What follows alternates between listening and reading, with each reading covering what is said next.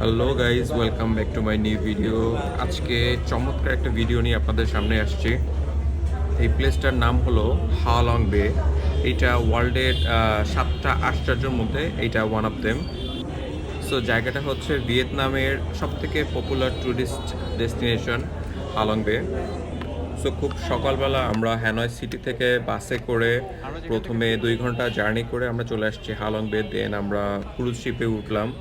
উঠে তারপরে আমরা ওখানে বাফেট ব্রেকফাস্ট করলাম। ব্রেকফাস্ট করার পরে 1 ঘন্টা সেল করার পরে আমরা এই সারপ্রাইজিং কেভে চলে আসছি। সো সারপ্রাইজিং কেভে এসে মনে হলো যে আমাদের একটা হেলমেট নিয়ে আসা উচিত ছিল, কারণ এখানে এত চিপা চাপা রাস্তা, এখানে দেখে মনে হচ্ছে যে কখন মাথায় কোথায় আঘাত খেয়ে বসি। বাট জায়গাটা লাইমস্টোন দিয়ে এত সুন্দরভাবে প্রাকৃতিকভাবে সৃষ্টি হয়েছে, আসলে এই জায়গাটা দেখার মতো প্লেস। সো যারা হালং বেতে আসবেন মাস্ট এই জায়গাটা ভিজিট করবেন।